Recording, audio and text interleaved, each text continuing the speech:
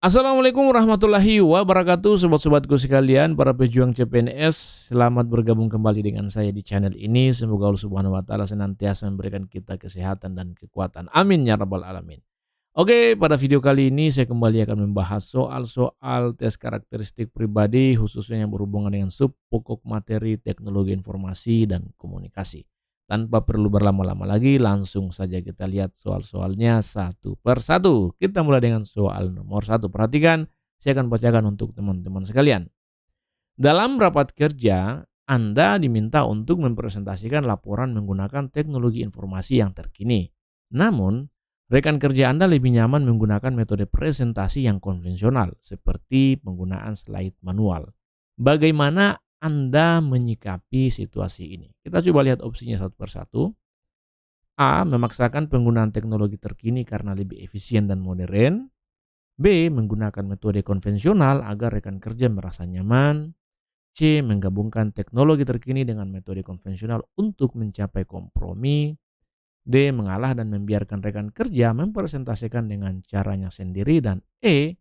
Mengusulkan pelatihan agar semua rekan kerja terbiasa dengan teknologi baru. Nah, untuk soal nomor satu ini jawaban saya adalah C ya. Kenapa C? Karena opsi C ini menunjukkan kemampuan kita untuk berkompromi dan mengakomodasi berbagai preferensi kerja tanpa mengorbankan efisiensi. Kira-kira seperti itu. Oke, lanjut. Kita lihat soal nomor 2. Perhatikan baik-baik. Saya akan bacakan lagi untuk teman-teman sekalian. Dalam situasi krisis, perusahaan Anda menghadapi serangan cyber yang mengancam data penting. Sebagai bagian dari tim IT, apa yang akan menjadi prioritas utama Anda dalam merespon situasi ini? Kita coba lihat opsinya satu persatu. A. Segera memutus koneksi internet untuk menghentikan serangan. B. Memberitahu semua karyawan untuk tidak menggunakan perangkat mereka. C. Melaporkan kejadian kepada atasan dan menunggu instruksi selanjutnya. D. Menyusun rencana pemulihan data setelah serangan berhasil dihentikan. Dan E. Mengidentifikasi sumber serangan dan segera melakukan mitigasi. Hati-hati, perhatikan pertanyaannya, analisis dengan cermat opsi pilihan jawabannya. Ingat, TKP tidak ada jawaban yang salah.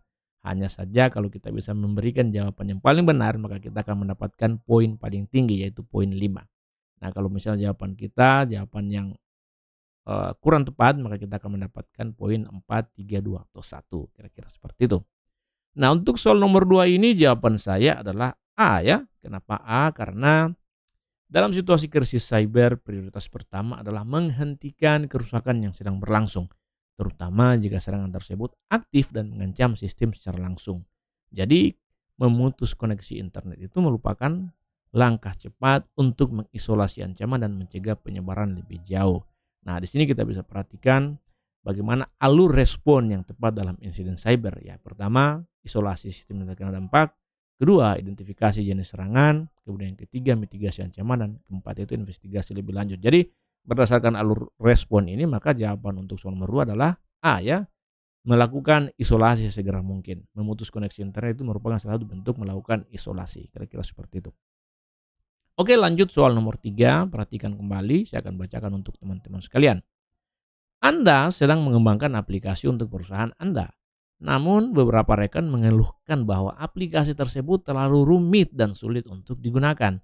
Apa yang sebaiknya Anda lakukan? Opsinya: A. Menyederhanakan aplikasi dengan mengurangi fitur yang dianggap tidak penting.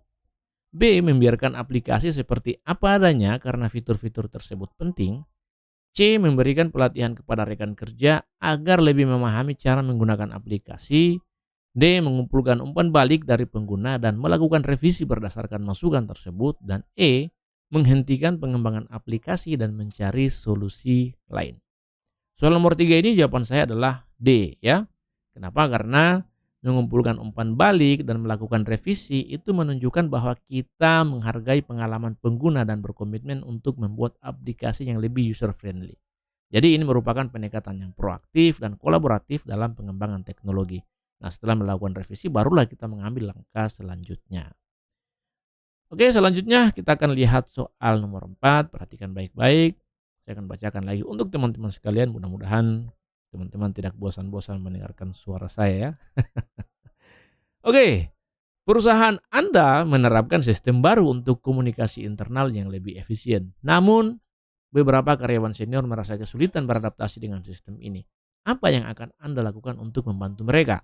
Opsinya: A. Mengabaikan keluhan mereka karena perubahan ini penting. B. Memberikan panduan tertulis yang dapat mereka pelajari sendiri. C. Mengadakan sesi pelatihan khusus untuk karyawan senior. D. Menyediakan dukungan individual untuk membantu mereka menyesuaikan diri. Dan E. Mengusulkan untuk tetap menggunakan sistem lama untuk mereka. Nomor 4, jawaban saya adalah C, ya, mengadakan sesi pelatihan khusus untuk karyawan senior. Jadi, kenapa C? Karena dengan melakukan dengan mengadakan pelatihan khusus, maka itu menunjukkan bentuk empati dan pemahaman terhadap kesulitan yang dihadapi oleh karyawan senior.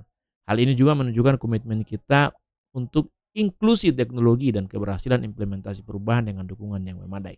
Opsi lain benar juga, misalnya opsi D, menyediakan dukungan, itu bisa saja benar, tapi ya, kalau misalnya kita harus menyediakan dukungan individu satu persatu, maka itu butuh waktu, ya. Maka langkah paling taktis yang harus kita lakukan adalah mengadakan sesi pelatihan khusus untuk karyawan senior. Kita kumpulkan semua karyawan senior dan kita berikan mereka pelatihan khusus terkait dengan sistem baru yang sedang dikembangkan. Kira-kira seperti itu jawabannya, ya. Oke, selanjutnya soal nomor 5, soal terakhir dari rangkaian pembahasan kita untuk soal TKP, sub pokok materi sistem teknologi informasi dan komunikasi, ya.